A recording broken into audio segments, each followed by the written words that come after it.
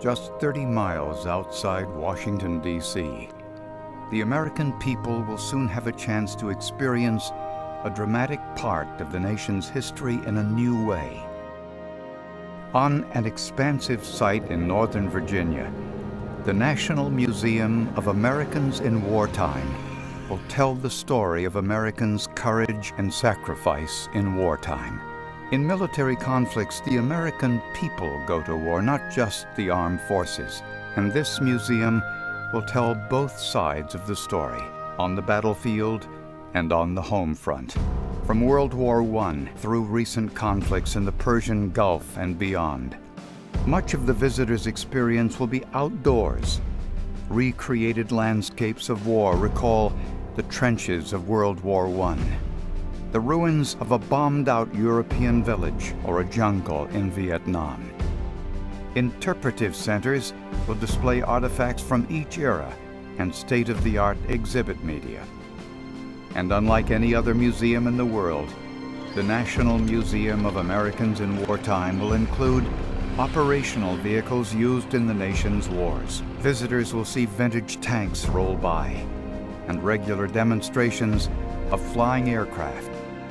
Most of all, the exhibits will highlight the personal stories of American men and women, explaining what the experience of wartime meant to them.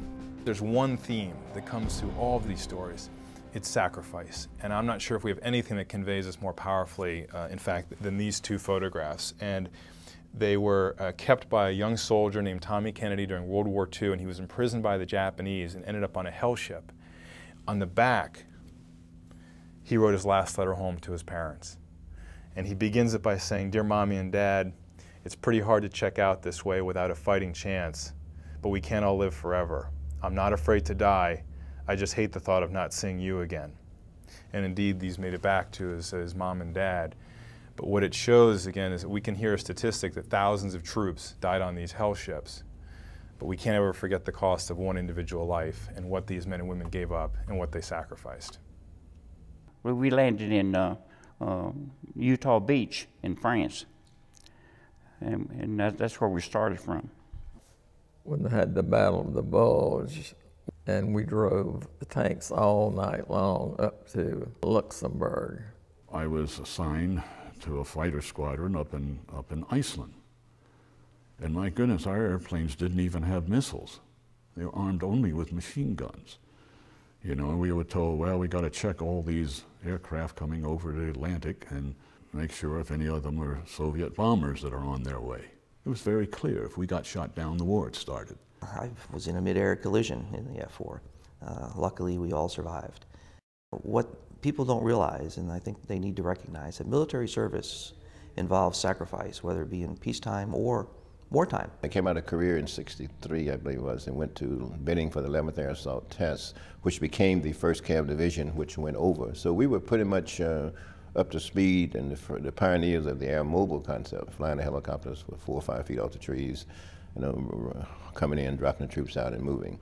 So we had the concept down. It was sort of surreal because during the day when we were there, and most of our shore bombardment was at night, but we did some during the day, and the Vietnamese would be fishing a couple hundred yards away, just carrying out their normal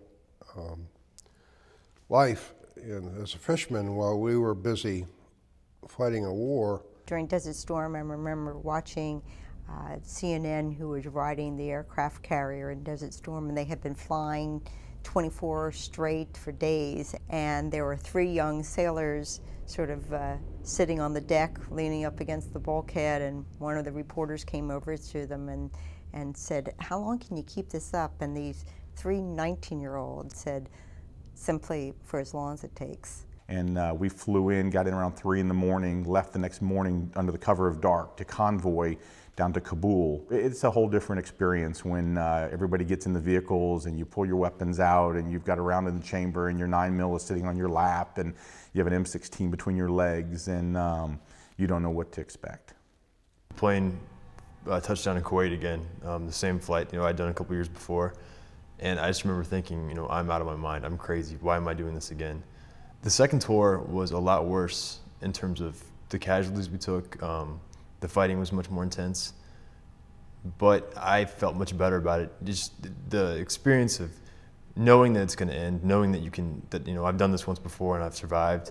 One of the most poignant letters we've received is actually not by a serviceman or woman. It's by the sister of a soldier who fought in Vietnam. And she sent in these letters that her brother had written, and she wrote to us, "Dear sir, please accept these letters that my brother wrote to my mother.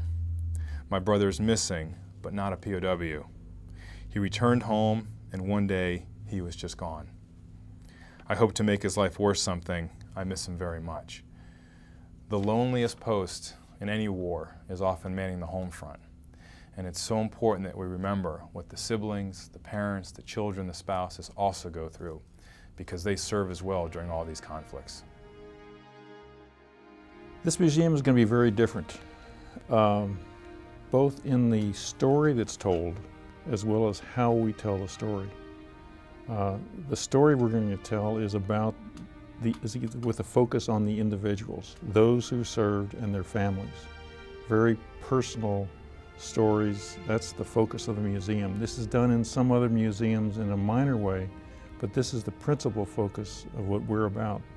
I think the mission of this museum is to outline the price that's been paid for peace. We're not trying to glorify war, but what we really want people to understand is the price that has been paid for our peace and liberty. I think when we envision war museums, we're always thinking of tanks and planes and these big displays and battle maps and so forth.